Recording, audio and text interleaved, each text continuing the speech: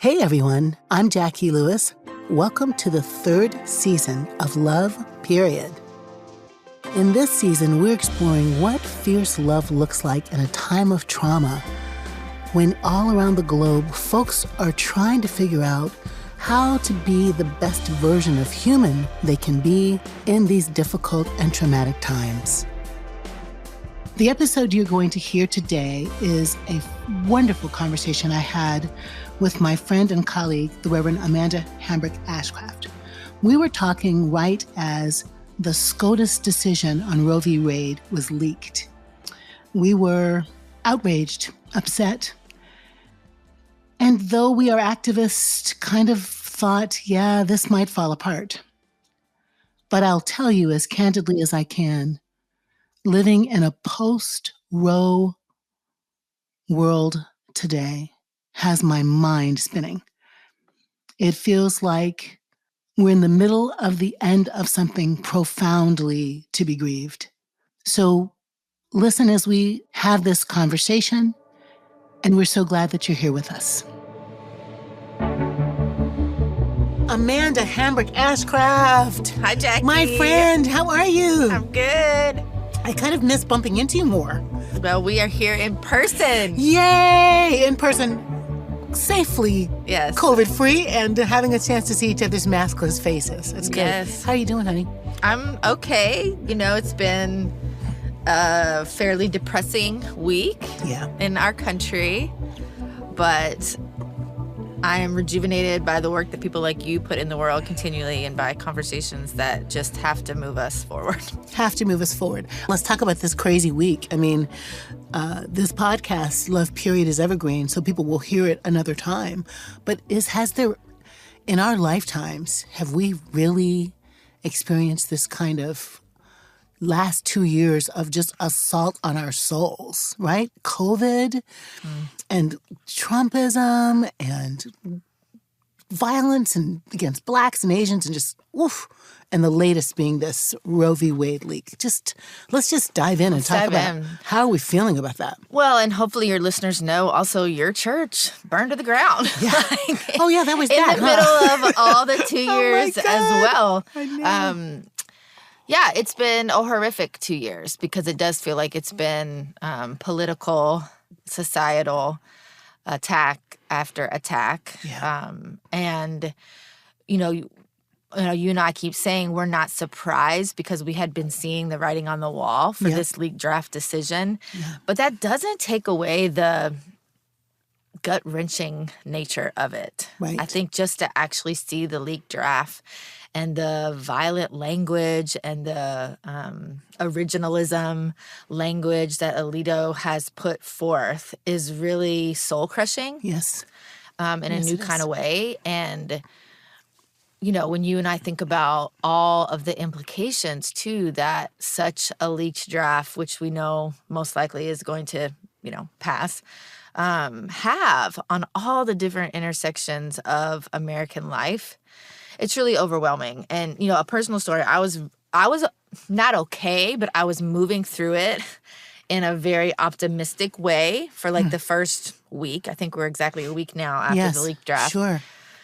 But then last night I got really sad. Tell me about that. And I cried for the first time about it. And it felt good. And I was like, why am I crying right now? And I was trying to, put some kind of rational thought around that. And then I just let myself cry and recognize this really actually is depressing when we think about all of the implications that this holds, not just for pregnant people, but for attacks that we've already seen come this week for trans people. Jacqui, you and I know, too, that this is all a matter of gerrymandered voting restrictions. Absolutely. Too.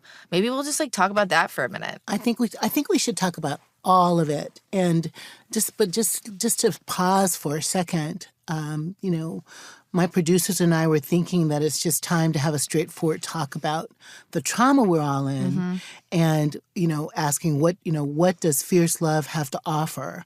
I think there's a lot of conversations like that happening in different spaces, theological spaces, sociological spaces, historical spaces. What is this time, Amanda, going to leave us with as a people, right? So I want to stick a second with our sadness. Okay. Like you're sad and you cried, and I'm so angry. I didn't know I was angry like I'm angry. I'm sleeplessly angry. And I don't even know if I can focus exactly why, but it feels to me like being personally assaulted, right? So we know that the sorrow and the anger are a part of grief. Are we just mourning? Are we mourning the loss of something or the upcoming of something? Like, let's talk about that for a minute. I think it's absolutely mourning, and I think that like kind of public lament piece of it too is really important, and I'm not afraid of that. I think I was surprised at when it came, like, a week after, but I was on an organizing call yesterday, and a lot of emotions were in that space, which is good, and this work is messy, but even in that call, which is some of the brightest women in the country, it was like, and what?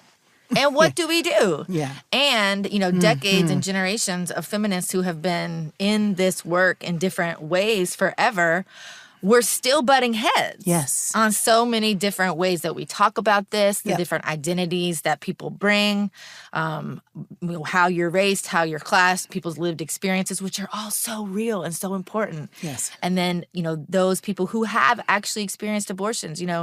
Jacqui, we got another email this morning from a congregant who is just gushing and, this is the first time I'm sharing it, and all this is so triggering and traumatizing. And so even for those conversations and real lived human experiences to be felt like they are also being assaulted right now is traumatizing. Absolutely. It's just traumatizing. It is, right?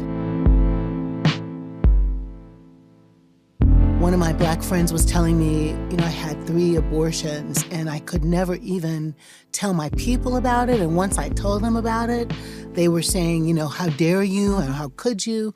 So there's a kind of coming out backlash. Can you advocate for abortions in a safe and public way? In some communities, one feels like you can't. I think the embarrassment. I want to say shame, but I feel like people are embarrassed. Shame feels like something some other people can do to you. Yeah. But they're embarrassed. Do they make the right choice? Well, and who are those other people? Like, Right. I would actually argue that this country, specifically white evangelicals, which are usually aligned with the GOP, have intentionally shamed Absolutely. this conversation. You and I wouldn't say that. Right. But I absolutely think that there is shame part of this that's been intentionally orchestrated into curated into how we talk about abortion in this country and access to reproductive health care. Right. And that is a crying shame. Amen. That's good. And it's everything, though, right? It's all connected to also how the religious right has talked about sex. And that's just sort of how the church has talked about sex. I've been sharing my story recently, Amanda, in more public spaces about being that, 22-year-old girl who was a virgin until 2 weeks before her wedding.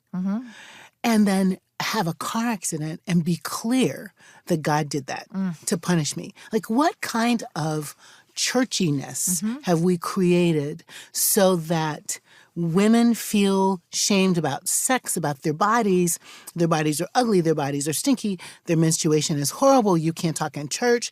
That whole patriarchal structure that the church continues to enliven, that then translates to anything that's perceived as feminine, so therefore trans and therefore gay.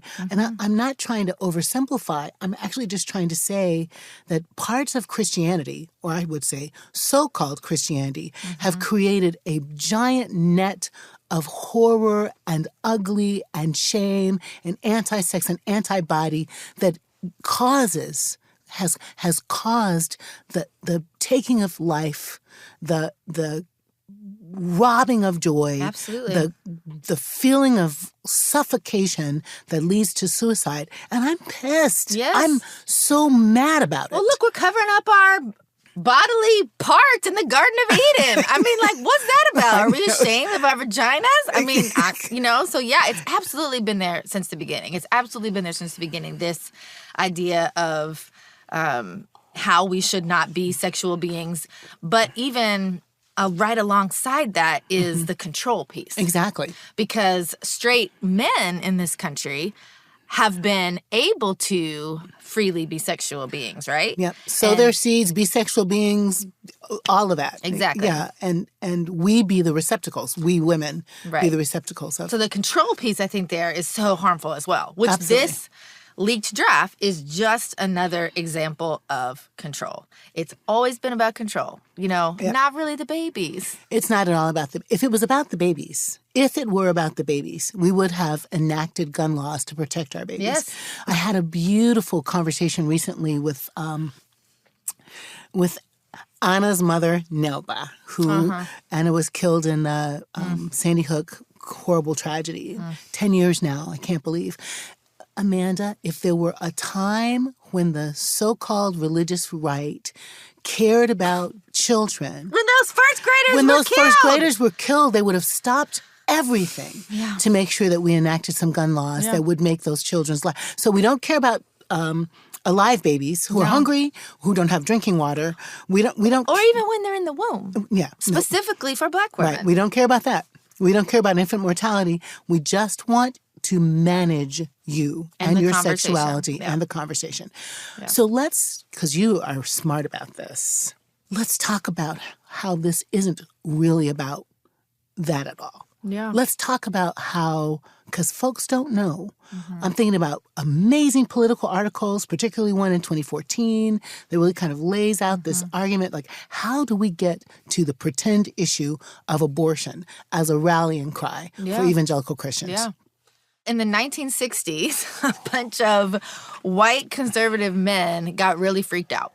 Why? Because of political gains on the left. Right. So, why? Because Black people were going to be able to vote. Yes. Live a life. Women all of a sudden were having control over their bodies. Exactly. There were political gains being happened by the left. Right. And, Carol Anderson would call that white lash, white rage, which we see throughout all of history, but specific to this conversation, it was happening in the 60s. And so a bunch of white, straight Christian men got in a room, this is how I envision it, with closed doors and said, how do we keep President Carter from getting a second term? Because we're freaked out. We're starting to feel the erosion of liberation, God forbid. God forbid. Exactly. And so they really, and specifically Bob Jones University, which is a highly conservative school in Greenville, South Carolina, was losing their IRS status on the grounds of segregation. Yep. And so they were freaking out. Absolutely. We can't let schools be integrated. We actually want to keep them segregated. Now, that's not a really beautiful public story to tell. But it is a true story. But it's a true story. But they, at that time, thought, so what's our marketing tool? We actually want to keep schools segregated. We actually want to stay in control. We want to control pregnant people's bodies. What can we do? And then they said, let's use unborn babies because everybody loves unborn babies. And let's say that what we're everybody loves babies, right? So let's say that what we're doing is we are protecting unborn babies. And they did that. Absolutely, they did. And that's what they have done. You and I know Frank Schaeffer, too. Yep. He will talk about going around the country with his dad and saying, this is what we're saying now.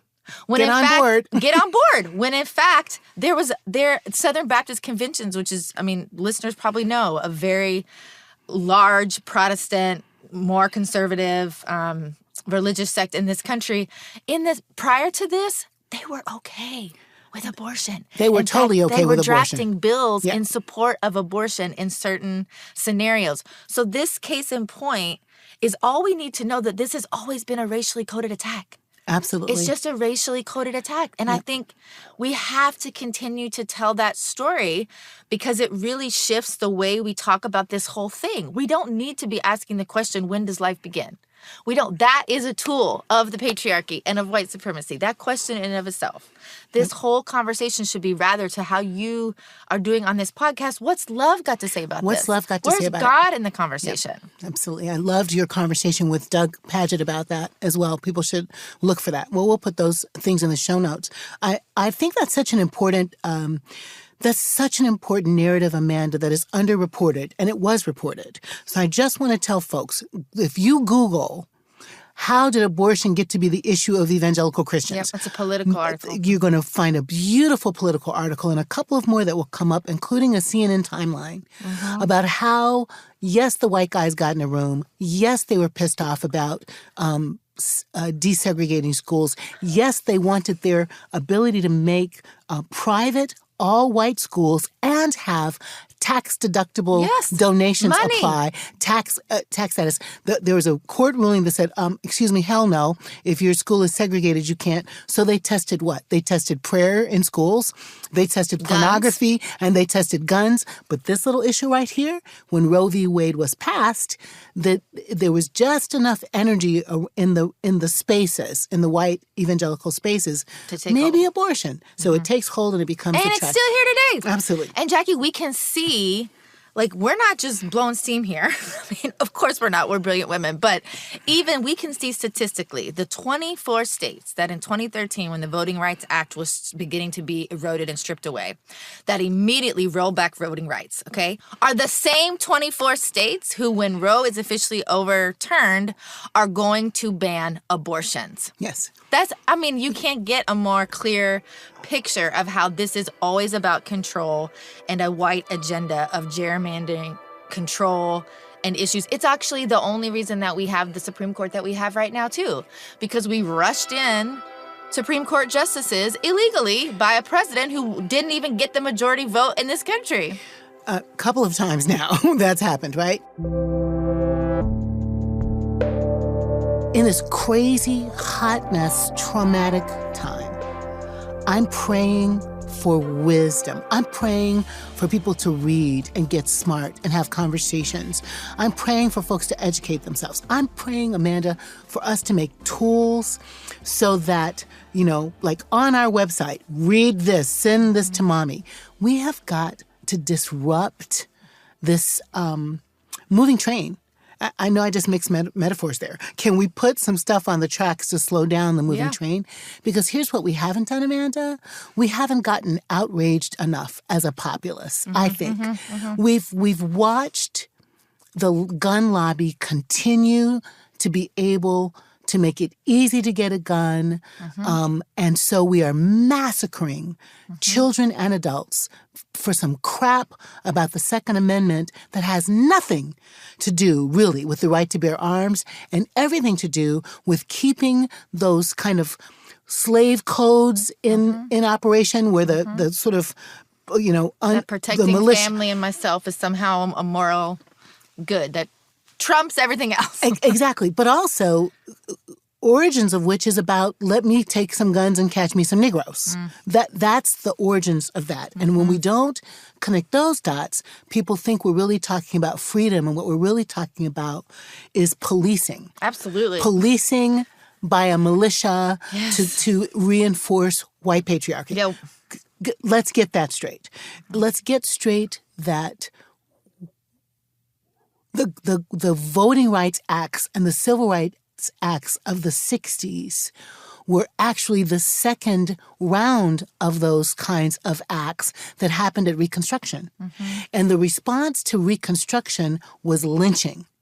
The response to Reconstruction was the wholesale murder of Black folks, dark folks, Indian folks, Jewish folks, but everything to keep the white patriarchy in order. We've got to, and there's a PBS special on Reconstruction, we've got to connect that dot. So talk about your trauma for a little bit then, Jacqui, like with all of that truth, which we don't say enough and we don't connect enough. Right. You are a Black woman in these United States. And so how is this leak affecting you with all of who you are?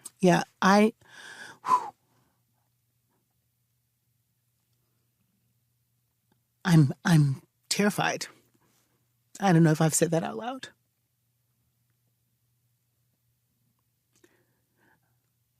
Feels like South Africa. Feels like theologies of apartheid. Feels like a reign of terror. Feels like the poem that, first they came for and then they came for. And they came for our lives by creating these militias. And they armed them with guns and they get to keep them. And so when I feel deep inside my body, I feel Trayvon Martin's dead body on the sidewalk because Zimmerman could stand his ground. And I feel people on their lawns holding guns to shoot protesters. And I feel police shooting people with their hands up. And I feel Black women forced sterilization and Black women forced breeding in slavery. And I feel the end is right here. The end of my particular freedom and the freedoms of women and people of color and trans people. It's personal. When we say as feminist, womanists that the personal is political, Amanda, it's so personal. I'm worried that Ophelia and Octavius are going to inherit a world in which their little Black bodies won't matter at all, in which their lives are out of their control, in which they're in danger. And I, as a grown-up woman, feel afraid that this country is galloping toward putting me back in chains. That's how it feels. That's how it feels. Thank you, Jacqui. And it feels, I think, like I'm not the spokesperson for all the Black and brown people, but I know in my conversations with other Black and brown women and women-identified folks and trans folks, queer folks, I want there to be an outrage about this leak and the potential ruling. And I want the outrage to travel across these intersections. Yep. We were not outraged when the court gutted voting rights. Right. I cannot believe that we weren't outraged as a people. Right. But it didn't affect white folk. Black women knew. Right. Black women knew. And Black women know that this is all the same thing. Right. So how can there be a kind of, in my book I write about Ubuntu, like I am because you are. How can it be that we would connect our lives together, the surviving and thriving, womanists would say, of all of us together, so that the outrage of this doesn't stand as a white women abortion issue, but it's actually outrage that democracy is gone, that the court has created a theocracy, that we've let that happen, and that we need to go to the polls, Amanda. Yes. So we can fix this broken Abolish thing. the filibuster. Girl, I got so much more, but that's how I feel. Woo!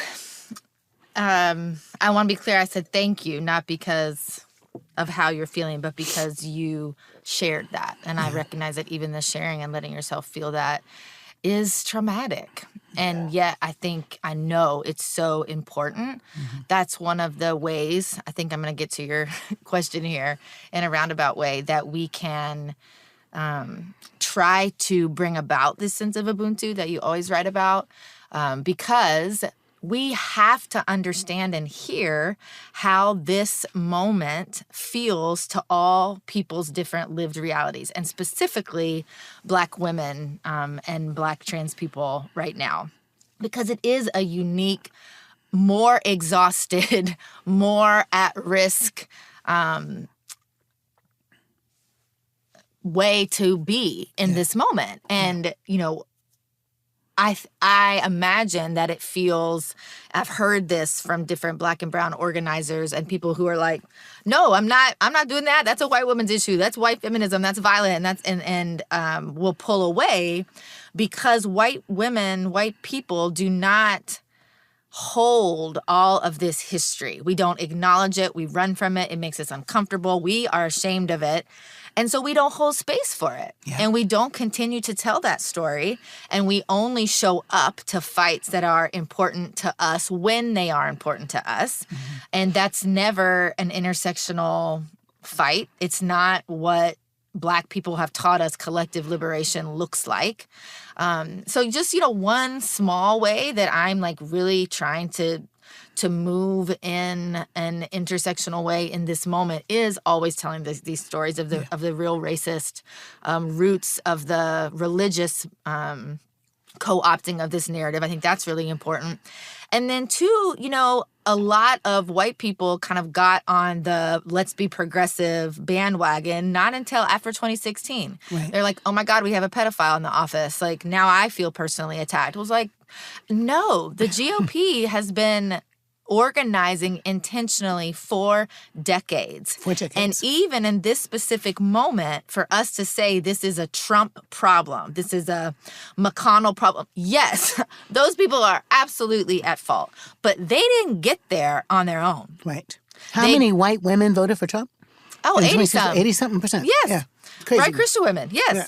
So, I mean, it has been decades of strategic, systematically orchestrated organizing to get these people into place. And so, there's a really another article that we should lift up that The Cut published recently about how Democrats are still getting this conversation wrong because we're allowing white people to talk about it as it's just like a Trump issue and it's a new problem. No, but it's because of all the history that you have shared. This has been in the works since white people decided that they were going to be racist and try to control any non-white person that came to these shores, for 400 plus years. And we have to make those dots, so I had a family member of mine push back and, but it really is still Trump. I said, we can't say that. I said, when we say that, we are abdicating, we are removing ourselves from the implications that our people have had in getting us to this moment from the very beginning. Now, we don't stop there. We're not going to stop in the past. But I imagine that us continuing to tell that story and being able to show that as white people, I'm a white Christian person, that I understand that this has been decades in the making. I hope that can do something to let other people feel like I have some skin in the game. I think it's really important, Amanda.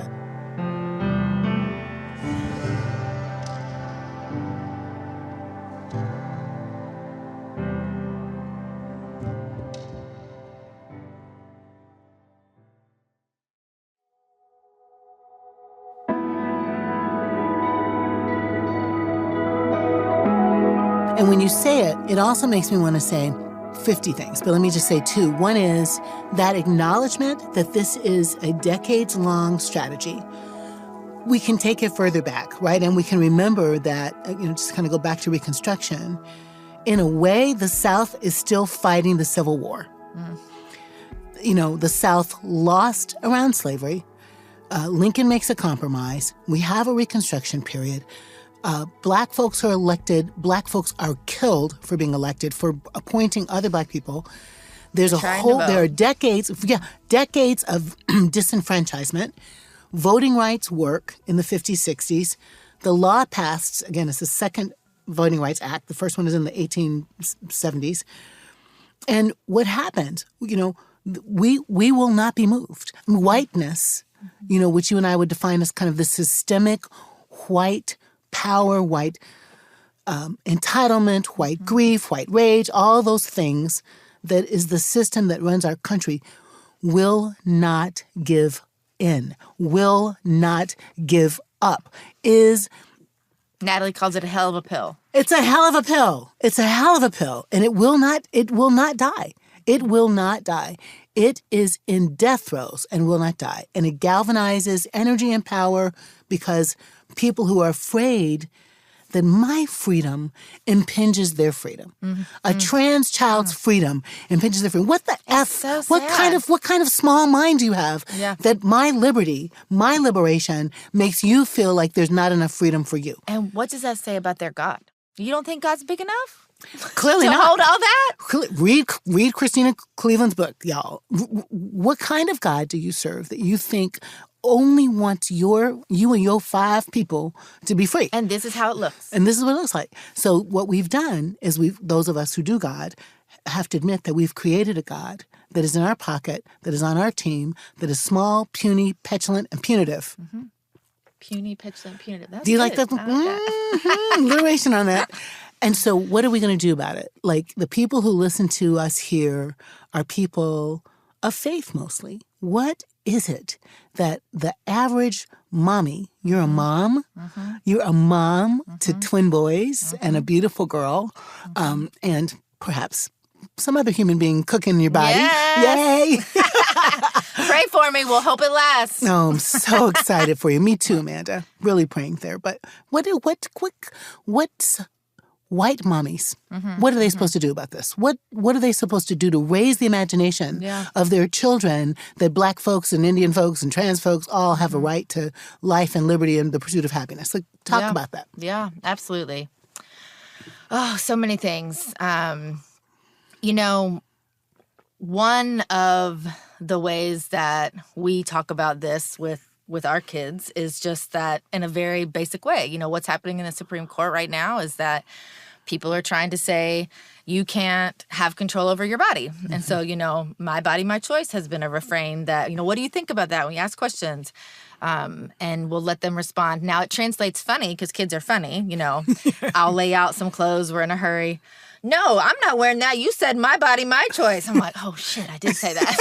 It definitely plays out in funny ways. But those are all conversation starters, right? And then, I think a lot of parents and caregivers are scared of the specific abortion conversation because, again, we have created a society where it is so taboo and it's like something that we can't talk about. But I really don't think it's much harder. And Tabitha St. Bernard Jacobs has a great article in Parents where she says, here's how you talk about abortion with kids. And it's really can be as simple as somebody's pregnant. And for whatever reason, that is their reason, they no longer can be pregnant or want to be pregnant. And so they decide to stop being pregnant. Wow. Period. And kids can handle that. Yeah, that's right. In the same way, I was talking to my kids, I am expecting and I'm I think 19 weeks today and we didn't tell them until 16 weeks. So one of my kids is like, but why didn't you tell me for so long? Why, really caught up in this secrecy piece. And I said, well, sometimes when babies are new, they fade away. They stop growing in the belly. And we wanted to wait a little bit longer to see if this baby wasn't going to fade away. Amanda, are you writing that stuff down so parents can quote that? So it's That's great. Yeah. But I think another thing, just to bust it even beyond the parenting and caregiver thing that I think we really have to do in this moment, Jacqui, and this is where I think you and I and other clergy have a real prophetic call in this moment, is that we need to make sure that we co-opt back the narrative. Yeah. Because we're still, the day after this leak, Biden and Pelosi did not say the word abortion. They did not say the word abortion. Right. Why? And you can't defend something you can't say. Liz Wood says that so brilliantly. So we actually do have to stop tiptoeing around all these words and say the word abortion, because that is the thing that is being stripped right now. And I think that we also need to be able to say that an individual's ability to make the decision to have an abortion, we believe, is a sacred and moral right. That's right. I think we have to put that holy language around it, that we believe. And we haven't even mentioned religious freedom in this, how this is an attack on all the things if someone is impinging what they think is a religious view on what really is a human rights issue. That's correct. That's really true. I was in a conversation. Thank you for all of that, Amanda. I was in a conversation about, I feel like it was 6 weeks ago, but it could have been a year, at RNS in D.C. They had this really beautiful forum on things the news should be covering. And I was on a smart panel with these women talking about abortion, talking about reproductive rights. And one of the rabbis, brilliant, just said, when y'all are talking about we can't have abortions, you're stepping all over Judaism, because actually in some situations it is mandated that you terminate this pregnancy. So that's the will of God. That's the will of God. Right. We clergy have to get interfaith in our conversation, our understanding. where in the Christian Bible, I said, does it say thou shalt not have an abortion? Yeah, it does. Show it. It doesn't say it at all. And since we share that Jewish part of the scriptures, that actually means that those Hebrew scriptures belong to us. And that means actually that there are times when the Hebrew scriptures that are our text, y'all, would mandate an abortion. In Islam, there's all kinds of freedom. So stop acting white Christian-ish. We're going to call them Christian-ish, Christian light. Stop acting white Christian light.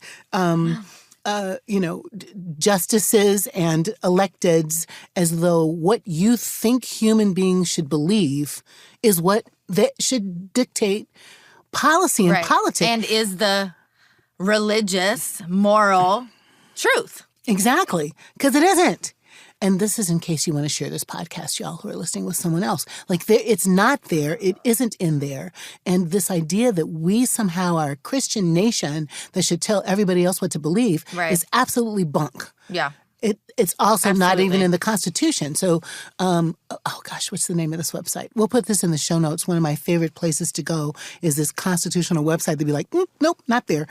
So, I'm saying read, listen, learn, and maybe we could stop moving from this kind of blind place of kind of a compass, Amanda, that's not even pointing to the right place, right? Yeah. So just to summarize again, because I think you said so many things, like the interfaith element of this conversation we really need to be clear about in this moment, and where is religious freedom in this is something that I think we have to keep lifting up. Being intentional about the language we use and redirecting to, no, it is a moral right that all people can make this decision for them. It is not the right of a court by themselves. Exactly. I think that's something that we can do. I think being intentional about the way that we hear others talking about it, and when I hear white folks, this, even for the first time being enraged, or for the first time imagining that, this is all because of a 2020 election or 2016 election, saying, hey, you know what, we need to be clear about the history here. And here's how we've been complicit in this for a long time. Because if we don't do that here, one, it's harmful when we try to get into the movement that Black and brown women have been leading for so long, but also we'll repeat it. Right? Exactly. We'll just continue. We'll never get out of this cycle of not knowing our history and how we got here, and actually, intentionally moving forward. And, Jacqui, we still have to be intentional about electing pro-choice candidates and candidates that will work to abolish the filibuster, which is a racist construct in and of itself. And we can do this. It feels very, very overwhelming right now.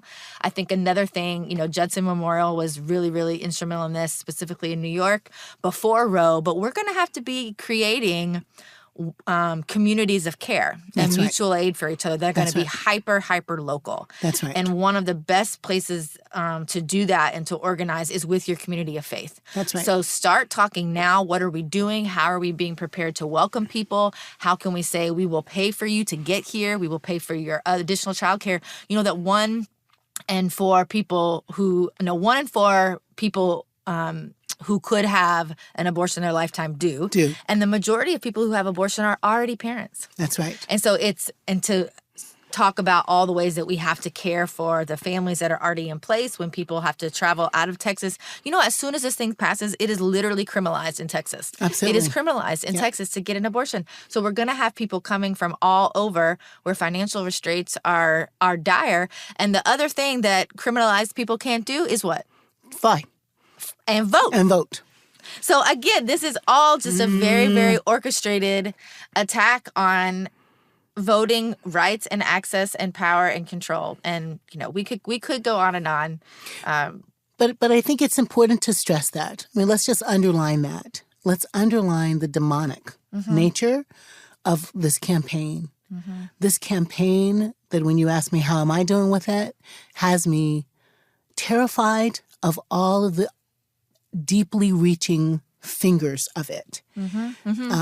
Deep down into the same, let's look like the 13th Amendment, like the way we can criminalize Black people around drugs. We can disenfranchise Black folks voting forever because they've done small crimes. Mm-hmm. We can criminalize parents caring for their trans children. Yeah, we can already happened this week. Yeah. Already, right? We can criminalize women who've had a miscarriage. Yeah. This is a horribly, and it'll make The Handmaid's Tale look cute.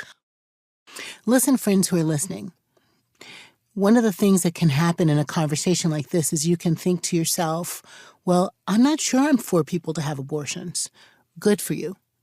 Have your own personal feeling about terminating pregnancies. I'd like you to read some science on that. I'd like you to be looking at other viewpoints on that.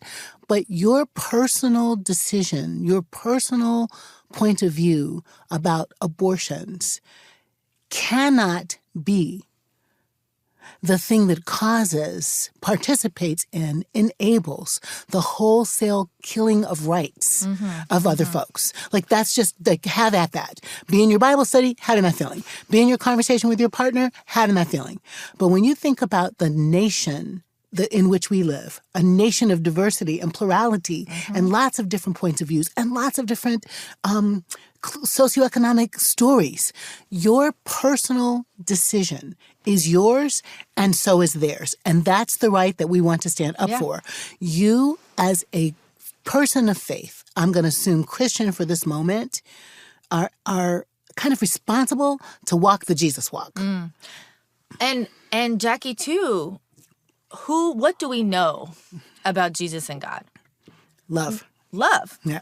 We know love, and how one of the ways that love is manifest is by the ways that Jesus, you talk about this a lot, is this multi-ethnic, multi-everything character who has a very intersectional life, theology and practical, ways of embodying care. Right. That word is not in the Bible, of course not, but it can and should be applied to how we approach these issues. So yeah, to your point, you have your own thoughts on abortion. I would challenge people of faith too to apply an intersectional theology to this conversation. And white evangelical voters specifically have to do that. We have to remove the wedge issue, single issue that this has become from the way that we think about our faith and the way we think about how that translates to the voting booth, because that's what's gotten us here.